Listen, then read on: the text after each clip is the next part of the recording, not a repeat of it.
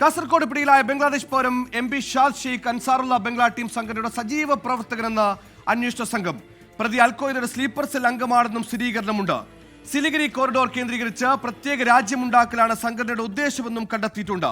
ഷാദ് ഷെയ്ഖ് 2018 മുതൽ കാസർഗോഡ് ജില്ലയിൽ ജോലി ചെയ്തു വരികയാണ്.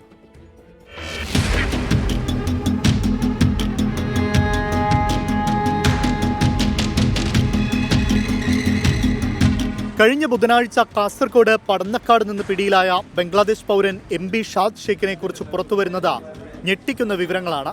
ഇയാൾ അൽഖ്വയ്ദയുടെ സ്ലീപ്പർ സെൽ അംഗമെന്ന കേന്ദ്ര ഏജൻസികൾ സ്ഥിരീകരിച്ചു. ഇന്ത്യയുടെ വടക്കുകിഴക്കൻ സംസ്ഥാനങ്ങൾ കേന്ദ്രീകരിച്ച് പ്രവർത്തിക്കുന്ന അൻസാറുള്ള ബംഗ്ലാ ടീം എന്ന സംഘടനയുടെ സജീവ പ്രവർത്തകനാണ് പ്രതിയെന്ന് അന്വേഷണ സംഘം കണ്ടെത്തിയിട്ടുണ്ട്. പശ്ചിമബംഗാളിലെ സിലിഗുരി കോറിഡോറിലൂടെ 7 വടക്കുകിഴക്കൻ സംസ്ഥാനങ്ങളെ ബന്ധിപ്പിച്ച പ്രത്യേക രാജ്യം രൂപീകരിക്കാനാണ് ഈ സംഘടന ശ്രമിച്ചതെന്നാണ് വിവരം. ബംഗ്ലാദേശ് സ്വദേശിയായ ഷാദ് ഷെയ്ഖ് അൻസാറുള്ള ബംഗ്ലാ ടീം കമാൻഡർ ഫർഹാൻ ഇസ്രാഖിന്റെ നിർദ്ദേശപ്രകാരമാണ് ഇന്ത്യയിലെത്തിയതെന്ന് അന്വേഷണ സംഘത്തോട് സമ്മതിച്ചിട്ടുണ്ട്.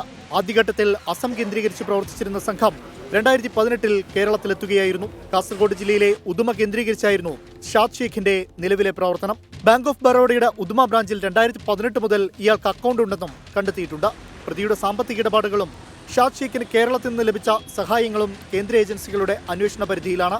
അൻസാറുള്ള ബംഗ്ലാ ടീം എന്ന സംഘടനയിലെ കൂടുതൽ പേർ കേരളത്തിൽ എത്തിയിട്ടുണ്ടോ എന്നും അന്വേഷണ സംഘം പരിശോധിക്കുന്നുണ്ട്. 24 കാസർഗോഡ്.